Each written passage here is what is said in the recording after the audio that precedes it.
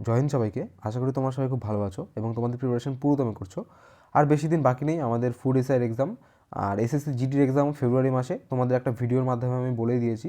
তো আমি চলে এসেছি আরও একটা সেট নিয়ে, যেখানে কিনা স্পেসিফিকভাবে বাছাই করা কিছু কোশ্চেন আছে, যেগুলো আমি নিজে বানাইনি, টেক্সট বুকের প্রিমিয়াম মক টেস্ট থেকে নেওয়া, প্রিমিয়াম কোশ্চেন সেট থেকে নেওয়া। তোমরা সবাই জানো টেক্সট বুকের পাস অনেকেই কিনতে পারছো না, অনেক দাম, 700 টাকা মতো দাম 1.5 বছরের প্রিমিয়াম পাস। তো অনেকেই হয়তো কিনতে পারছো না। যারা কিনতে পারছো না, চিন্তার কোনো কারণ নেই, আমি তোমাদের প্রিমিয়াম কোশ্চেন এখানেই করে দিচ্ছি। আর এই সমস্ত কোশ্চেন আমি নিজে বানাইনি, সমস্ত টেক্সট বুকের এক্সপার্টদের বানানো। আচ্ছা, আর বেশি কিছু না বলে ভিডিওটা শুরু করব। আর যদি তোমাদের ভিডিওটা ভালো লেগে থাকে তাহলে একটা লাইক করে দিও, তাহলে কি আমি একটু মোটিভেট হই ভিডিও বানানোর জন্য। আর তোমরা প্লিজ কমেন্টে জানাবে যে কেমন লাগলো। দেখো আমাদের ফার্স্ট কোশ্চেন, আর আজ বলে রাখি আজকে আমরা 25টা কোশ্চেন দেখব। আচ্ছা, আমাদের ফার্স্ট কোশ্চেন বলেছে, নিম্নলিখিত কোনটি দক্ষিণ ভারতের সর্বোচ্চ শৃঙ্গ? বলো। আর 15 সেকেন্ড করে টাইম পাবে, 15 সেকেন্ডের মধ্যে তোমরা অ্যান্সার করবে। দক্ষিণ ভারতের সর্বোচ্চ শৃঙ্গ কোনটা? বলো। দোদাবেতা, মুলায়নগিরি, কলসুবাই নাকি আনাইমুদি? দেখো, আনাইমুদি হলো দক্ষিণ ভারতের সর্বোচ্চ শৃঙ্গ। আর এই আনাইমুদি সমগ্র, মানে যদি বলে সমগ্র দক্ষিণ ভারতের সর্বোচ্চ শৃঙ্গ কোনটা, তাহলে আমরা আনাইমুদি বলবো। আর যদি বলি পশ্চিমঘাট পর্বতমালার সর্বোচ্চ শৃঙ্গ কোনটা, তাহলেও আমরা আনাইমুদিই বলবো। ঠিক আছে, এইটা কিন্তু মনে রাখো। এই আনাইমুদিকে অনেক সময় দক্ষিণের এভারেস্টও বলা হয়। তাহলে এই কোশ্চেনটাও আসতে পারে যে দক্ষিণের এভারেস্ট কাকে বলা হয়। আনাইমুদিকেও অনেক সময় দক্ষিণের এভারেস্ট বলা হয়। ক্লিয়ার? নেক্সট কোশ্চেন, এফডিআই এর সম্পূর্ণ রূপ কি? মানে এফডিআই এর ফুল ফর্ম কি? বলো। খুব সোজা।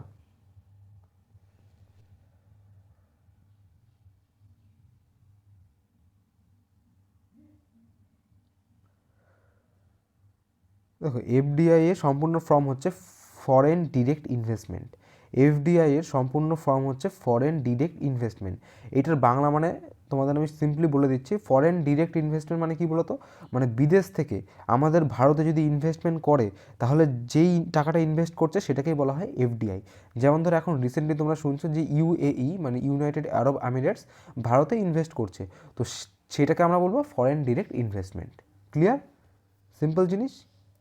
নেক্সট, বলতে হবে নিচের মধ্যে কে দিন ই ইলাহির সূচনা করেন? বলো। খুব ইম্পর্টেন্ট কোশ্চেন।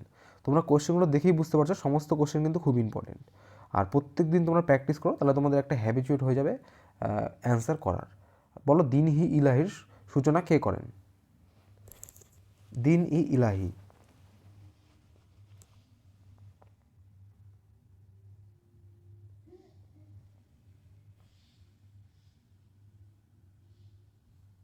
বলো। দেখো, দিন ই ইলাহির সূচনা করেন আকবর। রাজা আকবর দিন ই ইলাহির সূচনা করেন। তোমাদের একটা জাস্ট একটুখানি বলে রাখছি, এই দিন ই ইলাহিটা প্রথম, মানে দিন ই ইলাহিটা হচ্ছে একটা ধর্ম। তো এই ধর্মের সূচনা করেন আকবর। আর এই এই ধর্মটা প্রথম গ্রহণ করে কে? প্রথম গ্রহণ করে হচ্ছে ওই মানে হিন্দু বীরবল। ঠিক আছে, বীরবল প্রথম এই দিন ই ইলাহির প্রথম অনুসারী ছিলেন। ঠিক আছে। নেক্সট কোশ্চেন, বলতে হবে নন্দ বংশের প্রতিষ্ঠাতা কে? এটা আমাদের 4 নম্বর কোশ্চেন। বলতে হবে নন্দ বংশের প্রতিষ্ঠাকে। বলো। দেখো, প্রথমে কি আসে? প্রথমে আসে হর্ষাঙ্ক বংশ, তারপরে আসে শিশুনাগ বংশ, তারপরে আসে নন্দ বংশ, আর তারপরে আসে মৌর্য বংশ। তোমাদের একটা ট্রিক্স বলছি আমি, এটা মনে রাখার জন্য। দেখো, ট্রিক্সটা হলো কি, হর্ষের হর্ষের শিশু নন্দ, হর্ষের শিশু নন্দ। হর্ষ হচ্ছে হর্ষাঙ্ক বংশ, শিশুতে শিশুনাগ বংশ, আর নন্দতে নন্দ বংশ। এইটা ট্রিক্স মনে রাখার যে কোন রাজবংশের পর কোনটা আসে। আর নন্দ বংশের পর মৌর্য বংশ চলে আসে।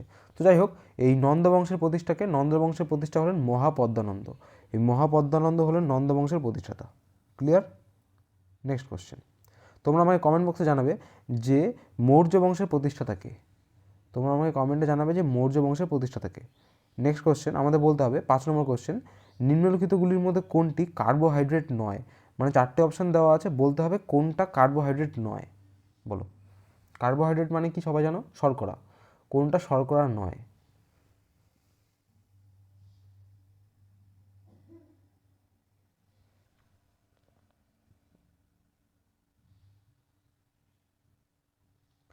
দেখো, ল্যাকটোজ একটা কি কার্বোহাইড্রেট, সেলুলোজ একটা কার্বোহাইড্রেট, স্টার্চও একটা কার্বোহাইড্রেট, একমাত্র স্টেভিয়াই হচ্ছে একটা কার্বোহাইড্রেট নয়। ক্লিয়ার? নেক্সট কোশ্চেন, কে প্রথম পর্যায় সারণীর প্রস্তাব দেন? Very very important question. কোশ্চেনগুলো দেখেই তোমরা বুঝতে পারছো খুব ইম্পর্টেন্ট প্রশ্ন কিন্তু এগুলো। তো কে প্রথম পর্যায় সারণীর প্রস্তাব দেন বলো? J Thomson, Mendeleev, James Chadwick নাকি রাদারফোর্ড? কে প্রথম পর্যায় সারণীর প্রস্তাব দেন বা প্রথম পর্যায় সারণী কে প্রস্তাব দেন, কে তৈরি করেন?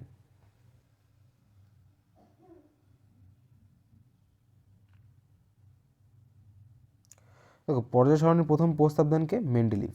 মেন্ডেলিভ প্রথম মানে প্রথম পর্যায় সারণীর প্রস্তাবনা দেন। ক্লিয়ার? আমাদের 7 নম্বর কোশ্চেন, আমি কোশ্চেনের নাম্বারগুলো দিতে ভুলে গেছি আজকে, তো যাই হোক, এবার এটা আমাদের 7 নম্বর কোশ্চেন। বর্তমানে ভারতের মোট হাইকোর্টের সংখ্যা কত? একটু ট্রিকি কোশ্চেন, যারা একটুখানি ডিটেলসে পড়াশোনা করো তারা এটা পারবে। বর্তমানে ভারতের মোট হাইকোর্টের সংখ্যা কত বলো? 14, 35, 30 নাকি 25?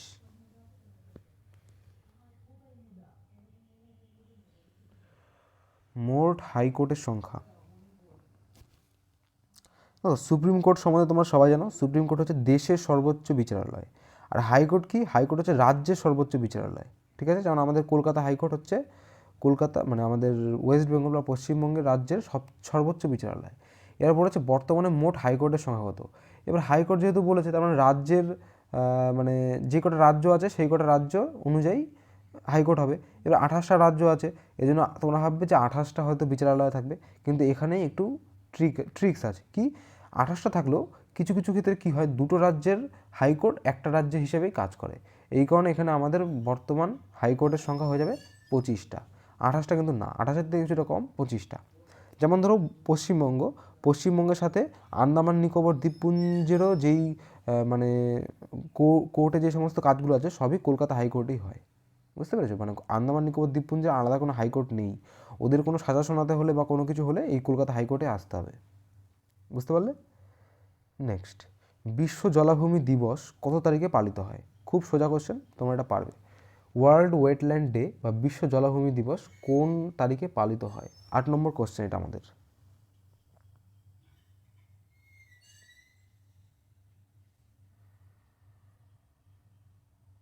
দেখো, বিশ্ব জলাভূমি দিবস পালিত হয় 2রা ফেব্রুয়ারি বা 2nd ফেব্রুয়ারি বিশ্ব জলাভূমি দিবস বা ওয়ার্ল্ড ওয়েটল্যান্ড ডে পালিত হয়। নেক্সট কোশ্চেন, ভারতের সবচেয়ে বেশি সোনা উৎপাদনকারী রাজ্য কোনটি? জম্মু কাশ্মীর, কর্ণাটক, পাঞ্জাব নাকি মহারাষ্ট্র?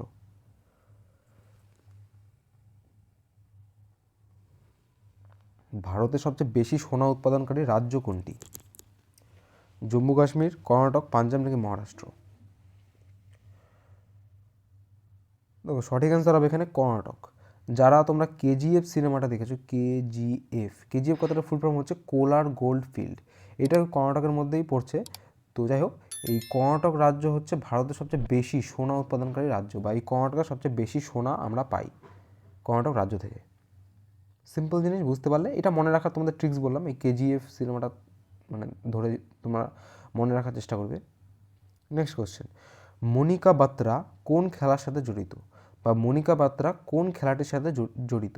তোমরা এনাকে দেখেছো অলিম্পিকে দেখেছো, প্যারা অলিম্পিক বলছি কেন, অলিম্পিকে দেখেছো, ওদিকে কমনওয়েলথ গেমসেও দেখেছো। তো এই মনিকা বাত্রা কোন খেলার সাথে যুক্ত? ক্রিকেট, টেবিল টেনিস, ব্যাডমিন্টন নাকি জিমন্যাস্টিক? এটা আমাদের 10 নম্বর কোশ্চেন।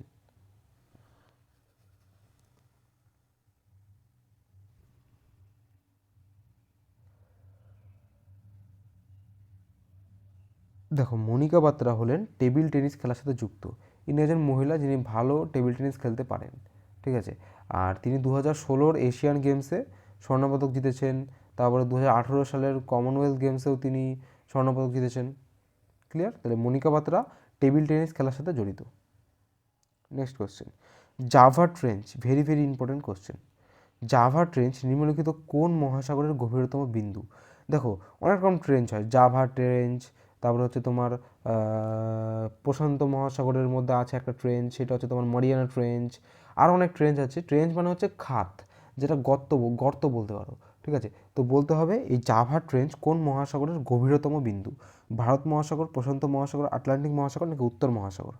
বলো, জাভা ট্রেঞ্চ কোন মহাসাগরের গভীরতম বিন্দু? কত সুন্দর কোশ্চেন দেখেছো?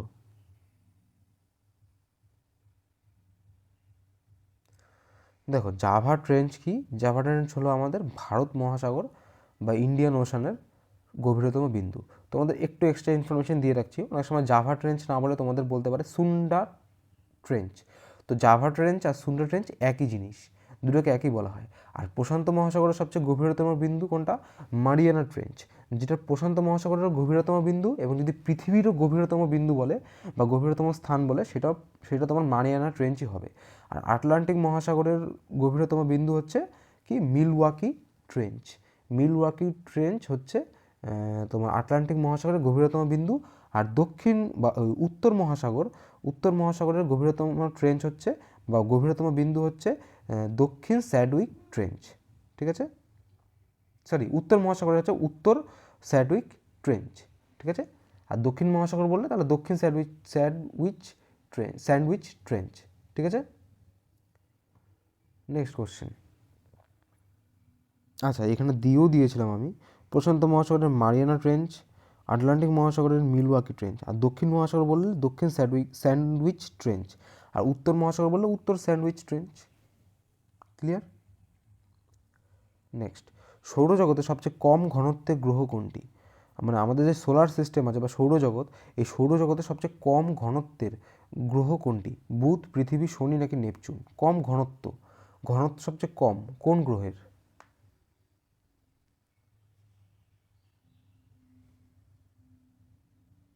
বলো।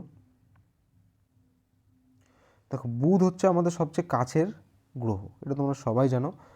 আর শুক্র হচ্ছে সবচেয়ে উষ্ণ গ্রহ। তো যাই হোক, এই দুটো তোমাদের এক্সট্রা বললাম। এখানে সঠিক অ্যান্সার হবে শনি। সৌরজগতের সবচেয়ে কম ঘনত্বের গ্রহ কোনটা? যেই গ্রহের ঘনত্ব সবচেয়ে কম সেটা হলো শনি বা স্যাটার্ন। নেক্সট কোশ্চেন, কোন হিমবাহ থেকে ব্রহ্মপুত্র নদীর উৎপত্তি? ভেরি ভেরি ইম্পর্টেন্ট কোশ্চেন, অনেকবার এসছেও। কোন হিমবাহ থেকে ব্রহ্মপুত্র নদীর উৎপত্তি? বলো, চেমাংডুং, বোখারচু, গোমুখ নাকি সৎপন্থ হিমবাহ? কোন হিমবাহ থেকে ব্রহ্মপুত্র নদীর উৎপত্তি? বলো।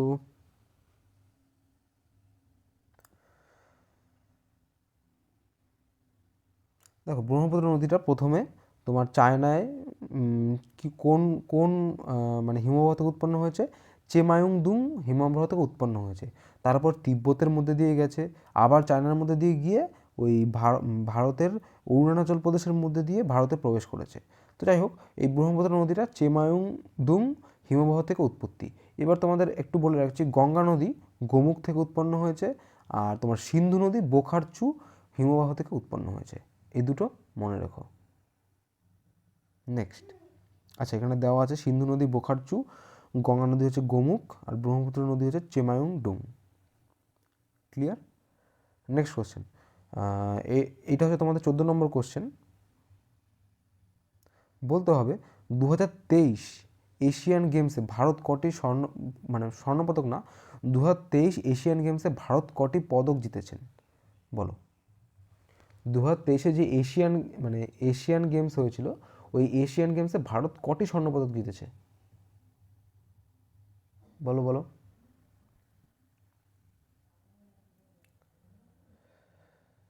দেখো, 2023 যে এশিয়ান গেমস হয়েছিল, ভারত টোটাল 107খানা স্বর্ণপদক জিতেছে। এখান থেকে তোমরা চারটে জিনিস মনে রাখবা। টোটাল জিতেছে 107খানা। যদি বলে সোনা, গোল্ড জিতেছে কটা? গোল্ড জিতেছে হচ্ছে 28টা, অনেকটা জিতেছে। যদি সিলভার বলে, তাহলে সিলভার জিতেছে 38টা। আর ব্রোঞ্জ জিতেছে 41টা। এই সব কটা মিলিয়ে তোমার হবে 107খানা। ক্লিয়ার? গোল্ডটা মনে রাখবে আর এই টোটালটা মনে রাখবে। টোটাল 107টা আর গোল্ড জিতেছে 28টা। ক্লিয়ার? আর ভারত টোটাল যদি স্কোরবোর্ড দেখো তাহলে 4র্থ স্থানে রয়েছে। টোটাল স্কোরবোর্ডে ভারত 4র্থ স্থানে রয়েছে। নেক্সট, বাংলার একমাত্র গভর্নর জেনারেল যে ছিলেন, আচ্ছা, বাংলার একমাত্র গভর্নর জেনারেল কে ছিলেন যিনি দুবার নিযুক্ত হন? মানে এমন একজন ব্যক্তি যিনি কিনা বাংলার গভর্নর জেনারেল ছিলেন এবং দুবার তিনি নিযুক্ত হয়েছেন। বল তার নাম কি? রবার্ট ক্লাইভ বা লর্ড, লর্ড তো আমার বলতে ইচ্ছা করে না এদের, ওই ক্লাইভ, কর্নওয়ালিস, ওয়েলেসলি নাকি বেন্টিং? কোন গভর্নর জেনারেল দুবার গভর্নর জেনারেল পদে নিযুক্ত হয়েছিলেন?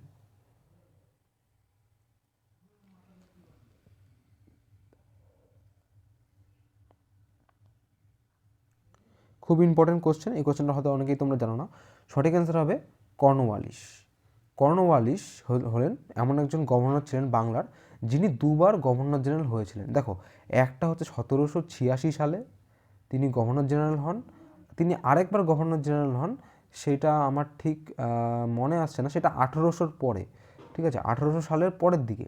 তাহলে একবার তিনি গভর্নর জেনারেল হন 1786 সালে, আরেকবার হন 1800 সামথিং হবে, 1805-6 একটা হবে। যাই হোক, তিনি এই লর্ড কর্নওয়ালিস তিনি দুবার গভর্নর জেনারেল হিসেবে নিযুক্ত হয়েছিলেন।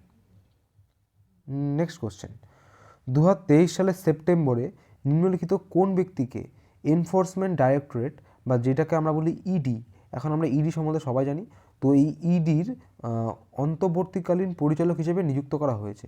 মানে ইডির পরিচালক হিসেবে কাকে নিযুক্ত করা হয়েছে 2023 সালে?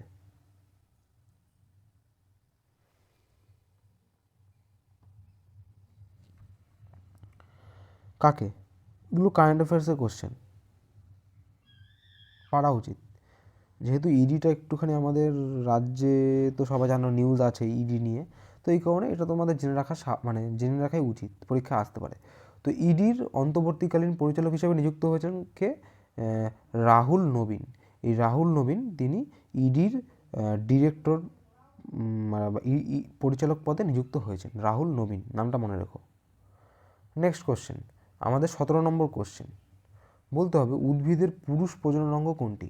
এই চারটে অপশনের মধ্যে বলতে হবে কোনটা পুরুষ প্রজনন অঙ্গ, পুংকেশর, গর্ভকেশর, ডিম্বকোষ নাকি কোনোটিই নয়। খুব সোজা, তোমরা এটা পারবে। পুরুষের মানে পুরুষ প্রজনন অঙ্গ কোনটি? পুংকেশর, গর্ভকেশর, ডিম্বকোষ নাকি কোনোটিই নয়? দেখো, পুরুষদের প্রজনন অঙ্গ কোনটা? পুংকেশর। পুং কথাটা আছে মানে পুরুষই হবে। গর্ভকেশর, ডিম্বকোষ এগুলো স্ত্রীদের। তো যেহেতু উদ্ভিদের পুরুষ প্রজনন অঙ্গ বলেছে, এই কারণে পুংকেশর হবে সঠিক অ্যান্সার। নেক্সট কোশ্চেন, নিচের কোনটি পশ্চিমবঙ্গের জনপ্রিয় লোক লোকনাট্য ঐতিহ্য? মানে আমি তোমাদের আগেই বারবার বলেছি যে ফক ড্যান্স, ক্লাসিক্যাল ড্যান্স, ফেস্টিভ্যাল এগুলো থেকে কিন্তু কোশ্চেন আসবেই, আর এই জন্য একটা আলাদা ভিডিও আমার বানানো আছে, তোমরা একবার দেখে নিও, আমি এটা বলবো, কারণ এটা তোমাদের কাজে লাগবেই সব পরীক্ষার ক্ষেত্রে। তো বলতে হবে নিচের কোনটি পশ্চিমবঙ্গের জনপ্রিয় লোকনাট্য ঐতিহ্য? যক্ষগান, যাত্রা, তামাশা নাকি নটাঙ্কি? বলো।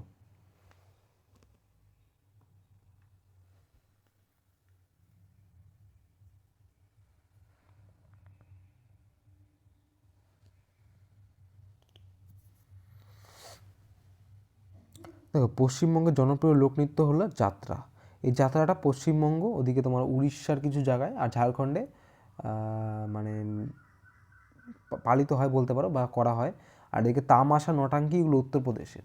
যদি বলতো উত্তরপ্রদেশ তাহলে নটাঙ্কি করতে পারতাম, তামাশা করতে পারতাম, আর যাত্রা হয়ে যাবে এখানে সঠিক অ্যান্সার। ক্লিয়ার? তোমরা আমাকে কমেন্ট বক্সে জানাবে যে কথাকলি, কথাকলি কোন রাজ্যের ঐতিহ্য লোকনৃত্য? কথাকলি। নেক্সট কোশ্চেন, মুদ্রাস্ফীতি, মুদ্রাস্ফীতি কথাটার মানে কি? ইনফ্লেশন। তো বলতে হবে মুদ্রাস্ফীতির সময় করের হার বা ট্যাক্সের হারের পরিবর্তন কীরূপ হয়? মানে মুদ্রাস্ফীতির সময়ে ট্যাক্স কী করা হয়? ট্যাক্স বাড়ানো হয়, হ্রাস করা হয়, স্থির থাকে নাকি ত্বরান্বিত হয়? বলো। মুদ্রাস্ফীতি মানে বললাম ইনফ্লেশন, দাম বেড়ে যাওয়া, সেটাকে বলা হয় মুদ্রাস্ফীতি। তো বলতে হবে মুদ্রাস্ফীতির সময় ট্যাক্স কীভাবে মানে রাখা হয় বা ট্যাক্স কী রকম পরিবর্তন হয়? দেখো, যত মুদ্রাস্ফীতি হবে ট্যাক্সের পরিমাণ তত বাড়বে। তার মানে মুদ্রাস্ফীতির সাথে ট্যাক্সের হচ্ছে কি সরল সম্পর্ক, মানে ট্যাক্স বাড়লে মুদ্রাস্ফীতিও বাড়বে, আবার মুদ্রাস্ফীতিও বাড়লে ট্যাক্সও বাড়বে, আবার মুদ্রাস্ফীতি কমলে ট্যাক্সও কমবে। ক্লিয়ার? নেক্সট, নিম্নলিখিত কোন মহিলা প্যারা কমান্ডো হওয়ার জন্য প্রথম মহিলা আর্মি সার্জন হয়েছেন? মানে এমন একজন মহিলা যিনি কিনা প্রথম প্যারা কমান্ডো হিসেবে নিযুক্ত হয়েছেন এবং তিনি সার্জন পদে নিযুক্ত হয়েছেন। তো যেহেতু এটা প্রথম মহিলাদের মধ্যে, এই কারণে এটা খুব ইম্পর্টেন্ট হয়ে দাঁড়াচ্ছে। আর আমাদের জানতে হবে, তোমরা বলার চেষ্টা করো যে মহিলা প্যারা কমান্ডো হওয়ার জন্য প্রথম মহিলা যিনি আর্মি সার্জন হয়েছেন তার নাম কি?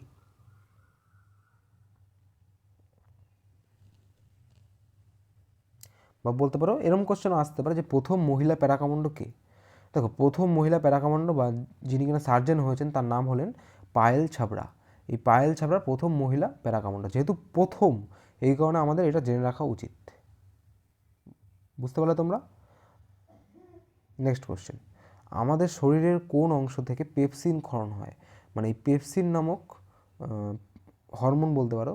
তো এই পেপসিনটা কোন অংশ থেকে ক্ষরণ হয়? যকৃৎ, অগ্নাশয়, থাইরয়েড গ্রন্থি নাকি পাকস্থলী? কোত্থেকে পেপসিন ক্ষরণ হয়?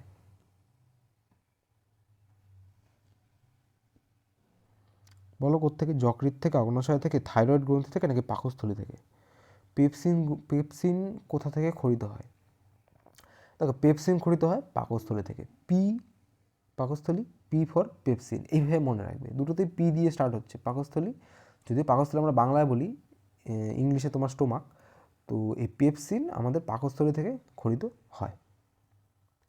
নেক্সট কোশ্চেন, আমাদের 22 নম্বর কোশ্চেন, বলতে হবে পশ্চিমবঙ্গের বর্তমান রাজ্য নির্বাচন কমিশনার কে? খুব ইম্পর্টেন্ট কোশ্চেন, আর এটা ইম্পর্টেন্ট কারেন্ট অ্যাফেয়ার্সের কোশ্চেনের মধ্যেও পড়ছে। তো পশ্চিমবঙ্গের বর্তমান রাজ্য নির্বাচন কমিশনার কে? বলো, পশ্চিমবঙ্গের বর্তমান রাজ্য নির্বাচন কমিশনার কে? শ্রী রাজীব সিনহা, সৈকত কুমার দাস, সৌভিক দাশগুপ্ত, সুকান্ত কুমার দত্ত? বলো, পশ্চিমবঙ্গের বর্তমান রাজ্য নির্বাচন কমিশনার কে? দেখো, পশ্চিমবঙ্গের বর্তমান স্টেট ইলেকশন কমিশনার হলেন কে? শ্রী রাজীব সিনহা। শ্রী রাজীব সিনহা প্রথম, মানে এই এখন বর্তমানে পশ্চিমবঙ্গের নির্বাচন কমিশনার। মনে থাকবে তোমাদের, শ্রী রাজীব সিনহা। আমার সাথে বারবার বলো, শ্রী রাজীব সিনহা, কারণ এটা কিন্তু পরীক্ষায় জিজ্ঞেস করবে। তোমরা কোশ্চেনগুলো দেখে কিন্তু বুঝতে পারছো খুব ইম্পর্টেন্ট কোশ্চেন এগুলো। আর একদম মানে আমি বললাম তো, আমি নিজে কিছুই বানাইনি, এটা তোমার টেক্সট বুকের যারা এক্সপার্ট তাদের দ্বারা বানানো। নেক্সট কোশ্চেন, 23 নম্বর কোশ্চেন, বলতে হবে নিচের কোন শিলার স্তরে খনিজ পদার্থ জমা হয় এবং পুঞ্জীবিত হয়? নিচের কোন শিলার স্তরে খনিজ পদার্থ জমা হয় এবং পুঞ্জীবিত হয়? বলো, পাললিক শিলা, আগ্নেয় শিলা, রূপান্তরিত শিলা নাকি উপরের কোনোটিই নয়? জমা হচ্ছে, জমা হচ্ছে এইভাবে তোমরা দেখো।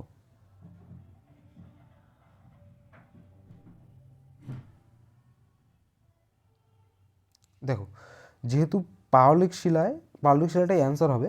পাললিক শিলা কেন হলো? পাললিক শিলা কি, পলিটা সঞ্চয় হচ্ছে, পলিটা জমছে, এই কারণে এখানে যেহেতু বলেছে নিচের কোন শিলাস্তরে খনিজ পদার্থ জমা হচ্ছে, একমাত্র জমা হয় পাললিক শিলাতেই। আগ্নেয় শিলায় কী হয়? আগ্নেয় শিলায় তোমার একটা লাভা থাকে, সেটা যখন ঠান্ডা হয়ে যায় সেখান থেকে আমরা যেই যেই শিলাটা পাচ্ছি বা যেই খনিজগুলো পাচ্ছি সেটা আমরা আগ্নেয় শিলা থেকে পাচ্ছি। আর রূপান্তরিত শিলাটায় কী হচ্ছে? রূপান্তরিত শিলা ধরো আগ্নেয় শিলা ছিল বা পাললিক শিলা ছিল, কিন্তু সেটা ফর্মটা চেঞ্জ হয়ে যাচ্ছে, রূপান্তরিত হয়ে যাচ্ছে, সেটাকে বলবো রূপান্তরিত শিলা।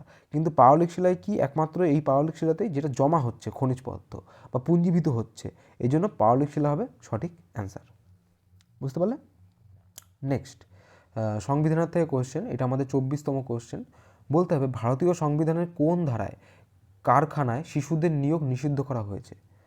সংবিধানের কোন ধারায় বলা হয়েছে যে 14 বছরই বয়সের নিচে যারা শিশুরা তারা কারখানায় কাজ করতে পারবে না? বলো, 21A, 26, 22 নাকি 24? কী হবে অ্যান্সার? দেখো, সঠিক অ্যান্সার হবে ধারা 24। ধারা 24। ধারা 23-এ কী বলা হয়েছে? ধারা 23-এ বলা হয়েছে যে তোমার মানে হিউম্যান ট্রাফিকিং, মানে মানব পাচার করা যাবে না। আর ধারা 24-এ হচ্ছে বললাম যে 14 বছর বয়সের নিচের শিশুদের কলকারখানায় কাজ করানো যাবে না। ক্লিয়ার? আমি তোমাদের একটা আগেই কনস্টিটিউশনে কী কী ধারা সবচেয়ে ইম্পর্টেন্ট এবং সবচেয়ে বেশি আসে সেরকম একটা ভিডিও অলরেডি বানিয়ে দিয়েছি, সেই ভিডিওটা তোমরা একবার দেখে নিও। এটা আমাদের 24তম কোশ্চেন ছিল, এটা আমাদের এরপরটা আমাদের লাস্ট কোশ্চেন। আচ্ছা, যেটা বললাম এই 24তম ধারায় বলা হয়েছে কলকারখানায় 14 বছরের বয়সী কম শিশুদের মানে কলকারখানায় কাজ করানো যাবে না। 21-এটাও একবার দেখে নিও, 22টাও দেখে নিও, আর 26টা একবার দেখে নিও তোমরা। আমাদের লাস্ট কোশ্চেন, 25তম কোশ্চেন, বলতে হবে হুকের তত্ত্বটি নিম্নলিখিত কোনটির সাথে সম্পর্কিত, বা হুকের যে ফর্মুলাটা সেটা কোনটার সাথে সম্পর্কিত? তরল চাপ, স্থিতিস্থাপকতা, তেজস্ক্রিয়তা, নাকি উক্ত কোনোটিই নয়? বলো, হুকের তত্ত্বটি কোনটির সাথে সম্পর্কিত?